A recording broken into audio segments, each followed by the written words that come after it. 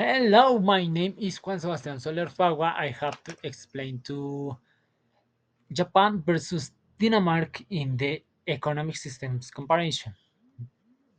The objective is the compare the economic structures of Japan is the follows a capitalist systems and Denmark the follows a more socialist approach.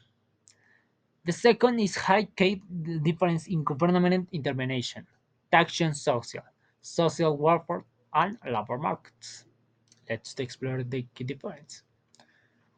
Well, the economic systems of rights is in Japan, a free market with government regulation, a strong private sector, and corporate-driven economic, lower taxes, limited welfare compared to socialist models.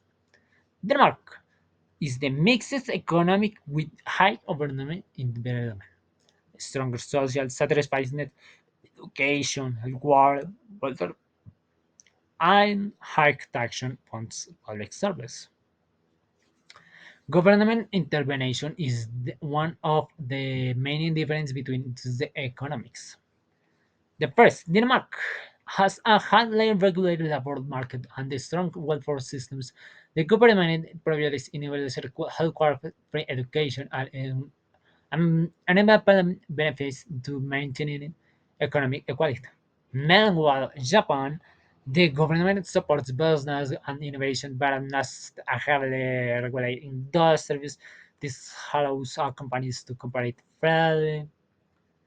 The taxes and welfare system is are crucial in understanding these economies.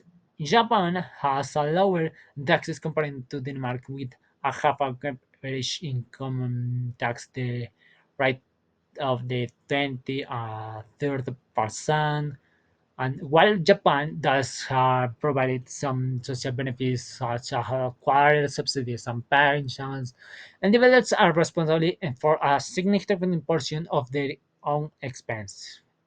On the other hand, Denmark has on the highest tax rate in the world, with some individuals paying of the 55% of their income. Or, however, this high taxation supports in taxing public service, including pet free health care, education, and strong employment benefits. This ensures a quality of life in and economic stability for all citizens.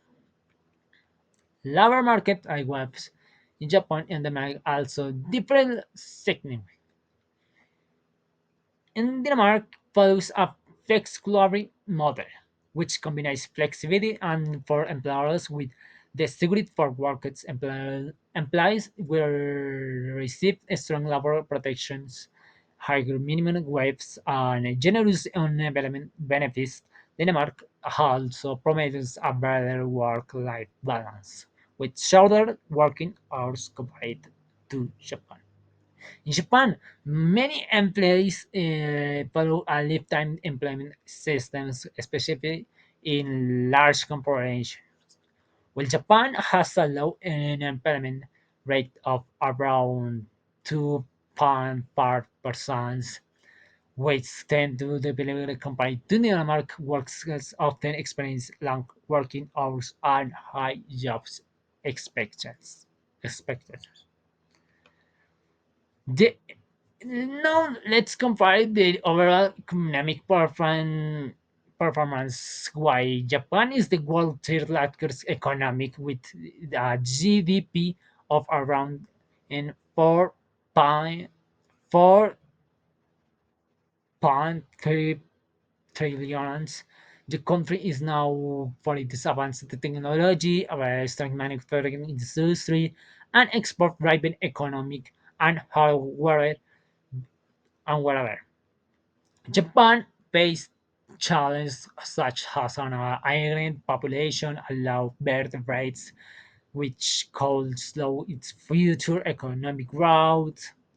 In Denmark has a similar economic with the GDP of about in 40 400 billions, whatever.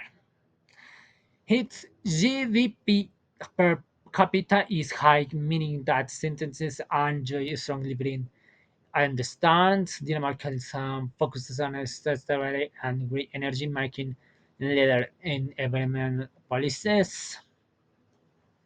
In the conclusion, but Japan and Denmark have a social economic, but they follow different approach. In Japan, thrives on the capitalist model, compromising innovation and corporate driven growth.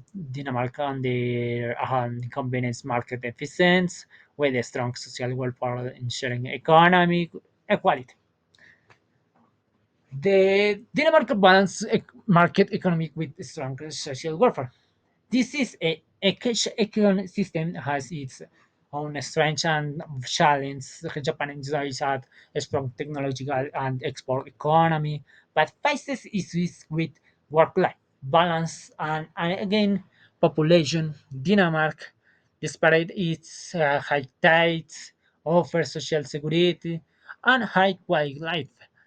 Both systems have advantages and challenges in growth in sustainability.